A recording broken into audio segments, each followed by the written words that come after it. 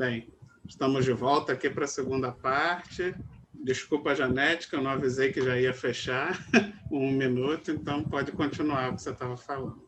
Bem, a gente estava falando a questão da gente exagerar os nossos padecimentos, os nossos sofrimentos. A gente sempre se vitimiza muito. O sofrimento é o pior, né, do mundo. E aí eu dava o exemplo dos nossos pais, que muitas vezes falavam para a gente, né? Um exemplo bobo de comida. Você não quer comer determinadas coisas, mas tem pessoas que não têm nem o que comer, né? Então, o que é realmente o padecer? Se a gente for olhar direitinho, certas existências que são miseráveis, certos irmãos que vivem num sofrimento atroz mesmo. E a gente, por uma bobagem, a gente acha que está sofrendo. Não é? Então, o que é? Não olhar o sentido da vida. O que é realmente o sofrimento? É o que eles falam aqui, né? O que é sofrer? Será que as bobagens que a gente pensa no dia a dia... eu quebrei a minha algema, claro, né? Estou sofrendo, eu terminei com o namorado, é o fim do mundo, né? O que é o padecer, né? Aí a gente pensa em alguém com uma doença terminal, em alguém que não tem o que comer naquele dia, né? Então, era isso que eu queria colocar. Não, perfeito, né? Às vezes a gente, perdi meu emprego, estou desempregado, mas, pô, esquece que tá, apesar, tudo bem, ninguém vai ficar feliz de ficar desempregado, mas geralmente a pessoa está desempregada, mas ainda tem uma casa, tem outras pessoas que moram na casa que ainda estão empregadas, né? Então, tipo, não tem ninguém, assim, passando fome, não tem... E foi o que você falou, a gente tem países aí, né? Se eu olhar países da África, por exemplo, né? Onde a gente vê aquelas fotos ali daquelas crianças super magras, né, morrendo, desnutridas.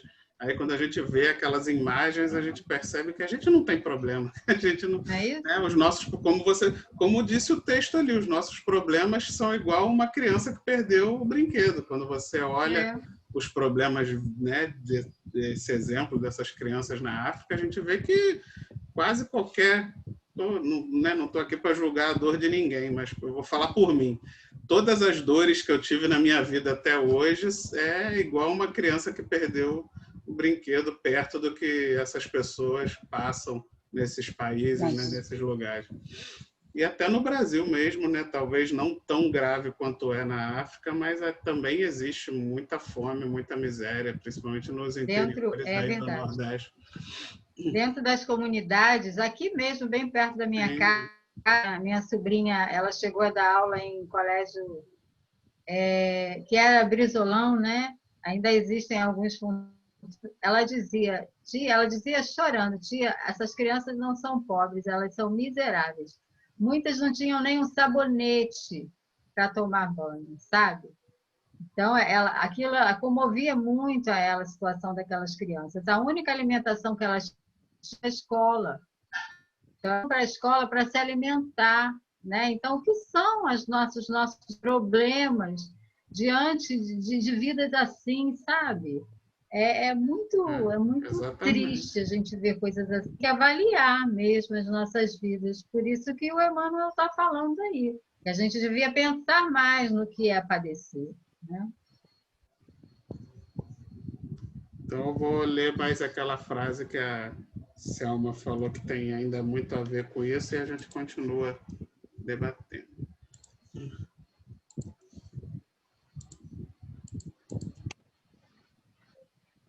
Eu vou até ler um pouquinho de novo do todo, né? Afinal, o que significará padecer?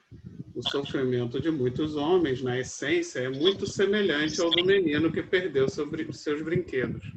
Numerosas criaturas sentem-se eminentemente sofredoras, por não lhes ser possível a prática do mal.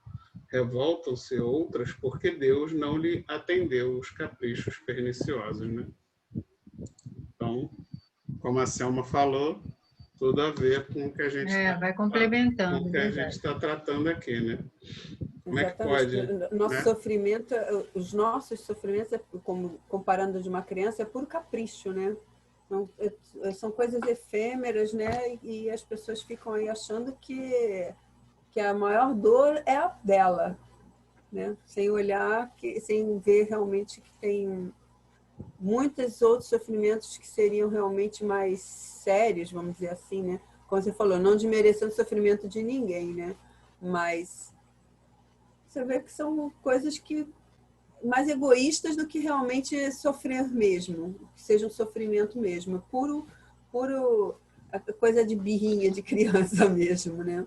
Não, e essa frase aqui é forte, né? Porque bota, ó, nós nos consideramos, porque você vê que ele está dizendo aqui pior do que a criança que perdeu o brinquedo, porque ele está dizendo que a gente muitas vezes se sente sofredor por não ser possível praticar o mal.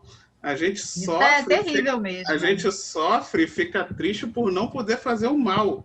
E é porque muitas vezes a gente interpreta o mal como sendo só o que pega a arma e mata o outro ali na rua. E não. Não é. O mal, muitas vezes, é você, tipo, quer ver? Eu vou dar um exemplo meu, né? Que sou gordinho e comilão. Então, a gente, eu posso estar sofrendo, muitas vezes já aconteceu comigo. Tô sofrendo porque eu tô, sei lá, né? Tô sem dinheiro, eu tô sem tempo para ir lá comer, ir na churrascaria, por exemplo. É um absurdo, né? Se você parar para pensar, você sofrer por isso, você está sofrendo por não poder fazer uma pizza. Qualquer coisa, né? Tipo assim, você é uma coisa que vai fazer mal para o seu corpo, você já come muito mais do que deveria e ainda se sente no direito de sofrer porque não pode comer mais ainda, né? Tipo assim, então a gente ainda a gente é tão imperfeito que a gente sofre até pela impossibilidade de praticar o mal. O quanto a gente ainda... A maledicência, né? A maledicência é algo terrível e que muitas vezes fica com a língua coçando para falar alguma coisa de alguém e não encontra o outro para falar. E aí fica sofrendo, né? Sofrimento. Eu preciso falar o que eu descobri, eu preciso. Olha só que coisa horrível, né? Muita gente está rindo aqui, rir para não chorar, né? O quanto a e gente... outras coisas mais sérias mesmo, pessoas que gostam mesmo de prejudicar a vida dos outros, sentem prazer, né? A gente ouve falar de pessoas que buscam mesmo, que cavam, que planejam, sabe? São maquiavélicas para prejudicar uma determinada pessoa. E quando não consegue, sofrem. E só vão ficar felizes e satisfeitas quando cumprirem aquele intento do mal. Né? A gente existe. Infelizmente. Felizes infelizmente, né? Infelizmente, tem muita gente assim ainda. Porque provavelmente depois que elas concluírem essa missão, elas vão perceber que não conseguiram ficar felizes, né? Pois é. Pior que às vezes até se sentem, sabe, Vitor? Até se sentem de uma forma equivocada dentro do mundo em que elas vivem, da sensação, daquela energia, elas vão espaço se de sentir tempo, felizes. né? Pois é, mas lógico que a gente sabe que vai repercutir no sofrimento futuramente, né? É aquela pessoa, né, Janete, que fala assim, bem feito, ela fez, viu o que ela fez? Ela mereceu, né? Bem feito para ela. Né? Aquela pessoa que aquela história, né? Aquela história, Deus está vendo, como se Deus tivesse alguma coisa a ver com as nossas vinganças, com a nossa mesquinhez, né? Quando acontece alguma coisa com a pessoa que você está chateado, você fala, bem feito, bem feito, bem feito. Até festeja, né? Até uma felicidade dentro de si, mal sabendo o mal que ele está fazendo para si próprio, né? É verdade. Inconsciente desse mal. Algumas vezes, né? Inconsciente desse mal. Isso mesmo. Vamos continuar? Flávio, fale.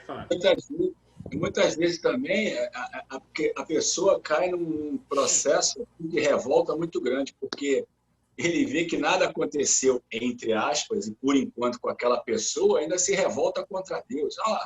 Não acontece nada com ela. Ela faz o que faz, não acontece nada. E às vezes a pessoa até se muda do local e aí perde contato, e a pessoa que estava esperando que Deus castigasse, entre aspas, né?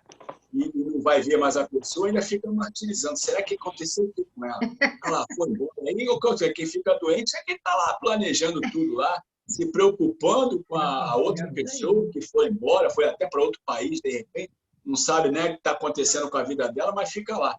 Será que aconteceu alguma coisa com ela? Mas ela fez isso, fez aquilo, e foi embora. E às vezes, digamos que até ganhe na Mega Sena. Ah lá, ganhou na Mega Sena e foi embora. E Deus é injusto, eu não sei que Deus é esse. E aí começa. Aí mesmo que deturpa tudo, aí acaba. Aí complica aí que mais. A gente vê. É aí que a gente vê como é que o ódio acorrenta a gente, as pessoas, né? O amor liberta, mas o ódio acorrenta a gente, as pessoas. Mas o ódio e o amor andam ali, ó, lado a lado. É uma linha, né, João? Mas esse amor que anda lado a lado com o ódio não é o amor de verdade, né? Ele é, na verdade, o amor deturpado, é a paixão, é o sentimento de posse, porque o amor. Paixão não é amor, é estado febril. Exatamente, porque o amor do Cristo anda bem longe, mas o amor nosso, que ainda é bem deturpado e egoísta. Tortinho. Aí ele anda pertinho do ódio mesmo, porque ele, na verdade, ele está ali pertinho do egoísmo, que para virar ódio é um pulo. É um piscar de olhos. E você ainda tem que definir o que é felicidade. As pessoas têm que definir o que é ser feliz, o que é estar em estado de felicidade, o que é felicidade. Tem que definir isso. Aí já viu, né? Mas a gente não sabe, porque ela não é desse mundo. Mas a gente pode ter momentos felizes sim. Ó, a página que você colocou hoje cedo, belíssima, que fala de felicidade. Felicidade é fazer o bem, é seguir o caminho do Cristo. Não é desse mundo, mas a gente pode começar já a desenvolver essa felicidade em nós. A gente já pode ter um aperitivo.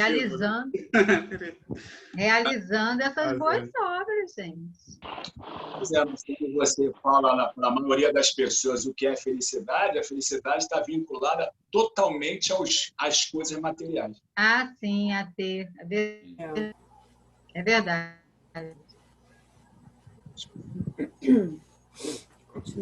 Vamos continuar, senão não vai dar tempo.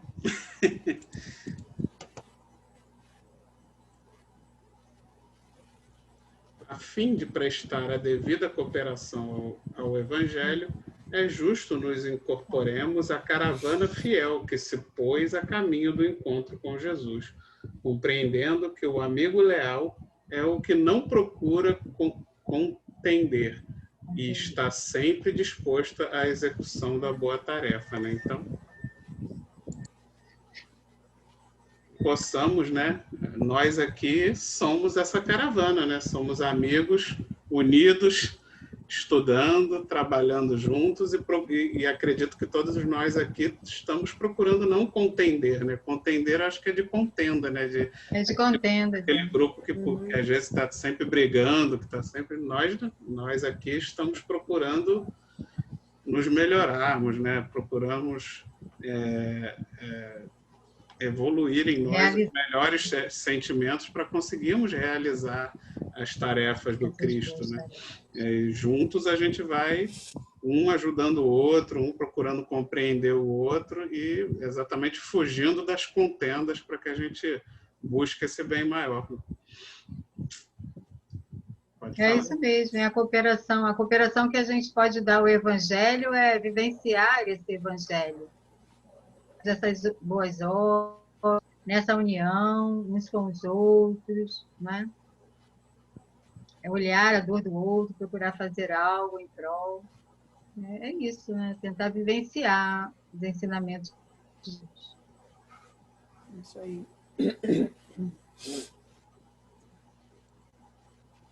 Mais alguém? Continuar. Participar do espírito de serviço evangélico é partilhar das decisões do Mestre, cumprindo os desígnios divinos do Pai que está no céu. Né? Então, participar dessa Participar do Evangelho é o que a gente já falou no parágrafo anterior, né? Cooperar com o Evangelho é partilhar as decisões do Mestre. O que é partilhar as decisões do Mestre? É seguir os exemplos que Jesus deixou, né? Seguir as orientações que Jesus nos deixou, porque quem melhor do que o Mestre, do que Jesus, para saber o que é bom para a gente, né? E a gente estava até no estudo de hoje à tarde falando sobre isso, né? O Helder estava falando e a gente conversando da questão de que nada é por acaso, né? Nada de que acontece na nossa vida é sem que Deus permita. Por melhor ou pior que seja, tudo que acontece existe uma permissão de Deus. E por mais que aquilo pareça muito ruim, se Deus permitiu, é porque era o melhor para nós. Por mais que pareça difícil, né, da gente aceitar, da gente compreender, mas tem a ver com a nossa fé, que ainda é fraca, né? Por mais que a gente diga que acredita em Deus, que Deus é maior, mas na hora que vem a provação, né, uma coisa ruim, por exemplo, acontece na nossa vida, aí é a hora que a gente prova que a nossa fé não está tão forte assim, que a gente dá aquela escorregada, porque se a gente tem fé, se a gente está aqui estudando, se a gente acredita que tudo que acontece na nossa vida tem a permissão de Deus e é porque é o melhor para a gente. E aí, na hora que acontece, a gente não aceita, a gente se revolta, a gente reclama, é porque, na verdade, a gente não está disposto ainda a partilhar das decisões do Mestre. A gente ainda não está 100%, né? Pode falar, o detalhe nisso é que nós concordamos com isso também. Nós pedimos isso. Aí chega na hora que está na carne e esquece. Mas tem a permissão do Mestre, mas também tem a concordância nossa como espírito, pelo aquilo que nós vamos passar aqui. Né? Aí depois reclama, mas nós esquecemos, mas a gente tem que entender que o que nós passamos e tem o nosso próprio sentimento também. Sim. Né? Lembrando que o mal ele é necessário, o mal que eu digo assim, os acontecimentos ruins da nossa vida, muitas vezes, eles são necessários para que a gente, né, possa evoluir e resgatar as nossas dívidas, mas a pessoa que faz o mal, ela não é necessária, né? Deus não precisa que alguém faça o mal para que aquele mal ocorra, né? Tipo assim, se você precisa que aconteça um problema, uma dificuldade, ela não necessariamente precisaria que alguém, que uma outra pessoa fosse o instrumento desse mal. Porém, nós ainda estamos num mundo onde muitos se candidatam a essa vaga, né? E se colocam nessa posição de ser o agente do mal, infelizmente, né? Mas a gente precisa ter essa fé e acreditar que aquele mal iria acontecer com a gente de um jeito ou de outro, porque a gente precisa não enxergar, eu estou dando ênfase nisso porque foi o que o Helder falou no estudo de hoje, a gente procurar não colocar no outro que praticou o mal com a gente como se ele se tornasse um devedor nosso, né? Porque matou meu filho ou porque fez qualquer outro tipo de mal, até um pouco mais leve do que esse, e que muitas vezes a gente já não perdoa, né? Que a gente já coloca aquele outro como alguém que nos deve por ter feito algo de ruim. E não, porque aquele algo de ruim iria te acontecer de um jeito ou de outro. Aquela pessoa só foi o instrumento. Ela podia não ter sido. Mas, no momento em que ela se candidatou a ser, ela angariou uma dívida com a lei divina, né? Com Deus, e não com você. Porque você já ia passar por aquilo. Você teria que passar por uma dificuldade qualquer que seja, talvez não acontecesse exatamente daquele jeito que aconteceu, mas aconteceria. A dor chegaria a você de um jeito ou de outro. E você teria que quitar a sua dívida, né? Teria que quitar a sua parte. Então, aquela pessoa que te fez mal, na verdade, ela não está devendo nada para você, porque esse mal, esse acontecimento desagradável fazia parte da sua dívida. Ela só foi um instrumento e que vai angariar agora uma dívida dela com Deus, né? E não com você. E a gente até já viu num capítulo anterior que falava sobre isso, no Caminho, Verdade e Vida, que a nossa dívida com Deus é tão grande, que a gente tem que botar nessa conta. né? Tudo que Na conta do Cristo, é. A gente tem que botar na conta do Cristo, porque a nossa conta com Cristo é enorme. Quem somos nós para começar a criar conta com os outros, né? Os outros, se alguém te fez mal, bota na conta do Cristo, porque a sua conta com ele já está enorme, não tem espaço para você querer ficar criando continha com os outros, não. Aproveita que aconteceu e quita a sua dívida com Cristo. Perdoa aquele irmão que te fez o mal.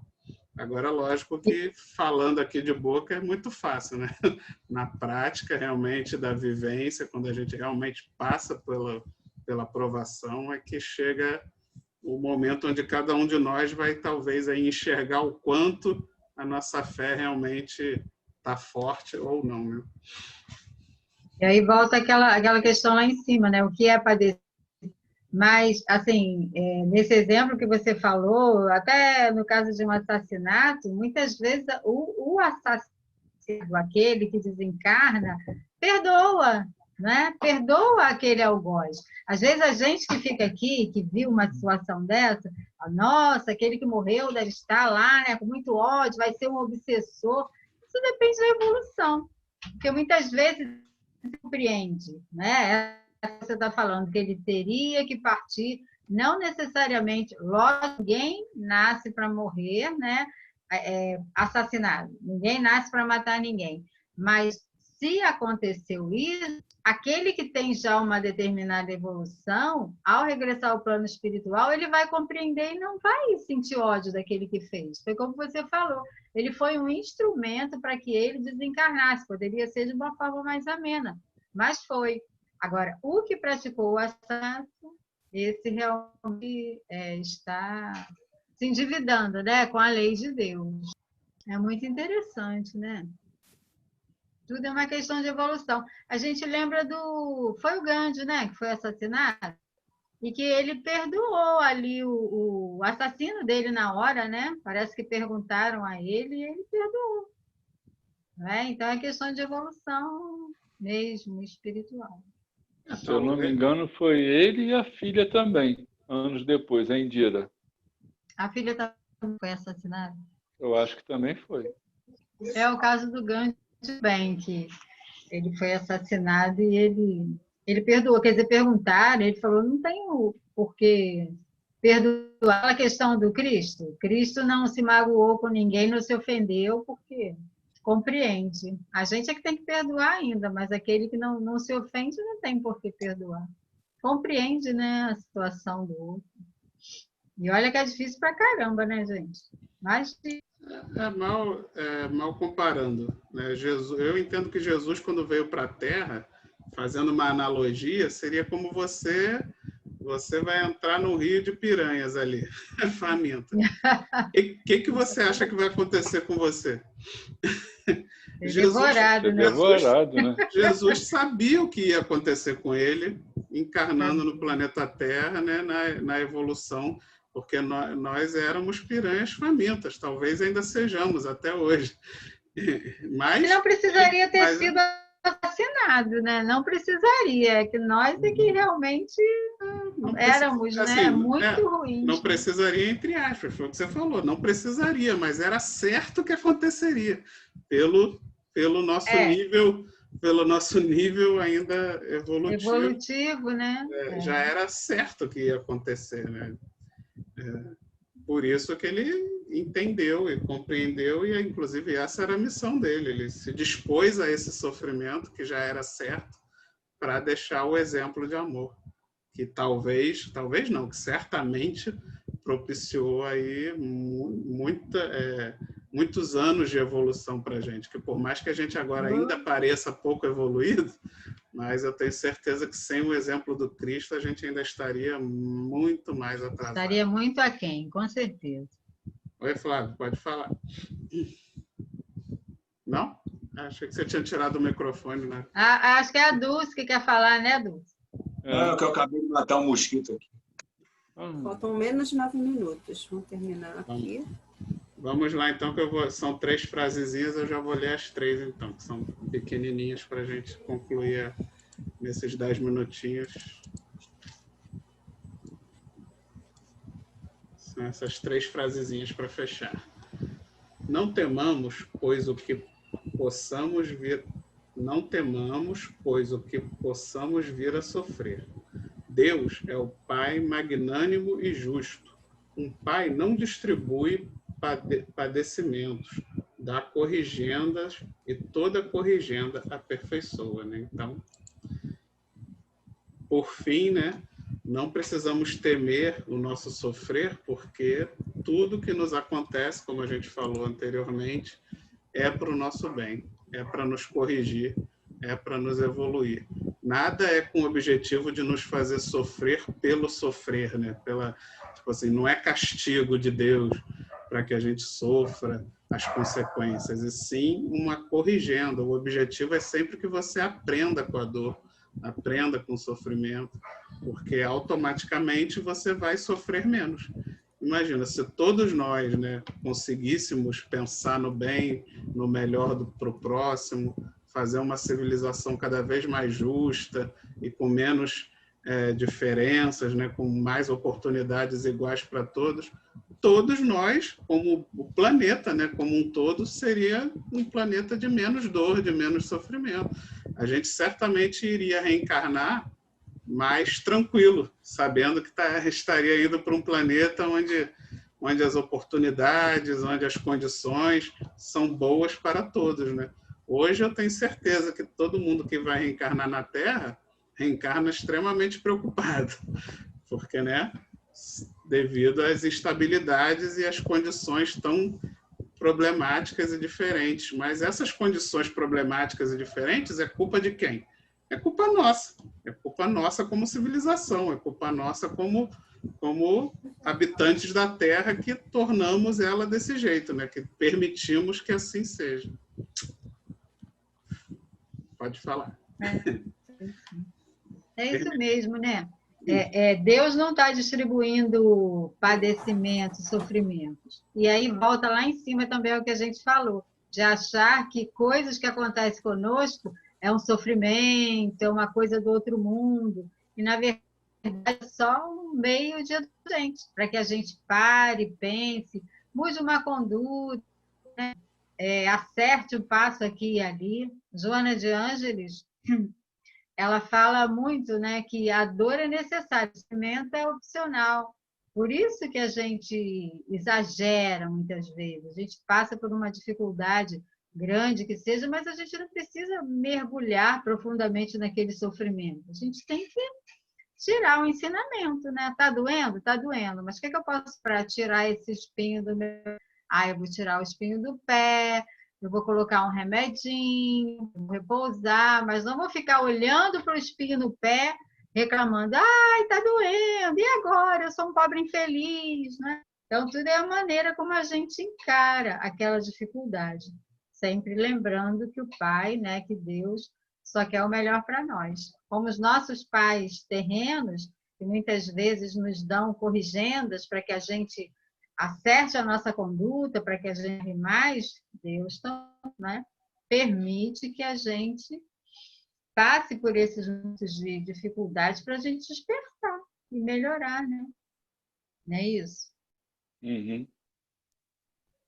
Senão a gente Vera vai falar, acabou de chegar. Né, Vera? Senão a gente vira que nem aquele desenho. Ó vida, ó azar. Exatamente, Hiena, exatamente. Né? Eu acho que é um dia de cada vez, né? Eu acho que as pedras não podemos pulá-las, sim, contornar, né? A vida tem que ser assim.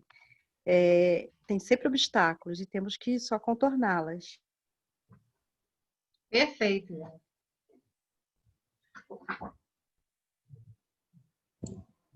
Então, mais alguém?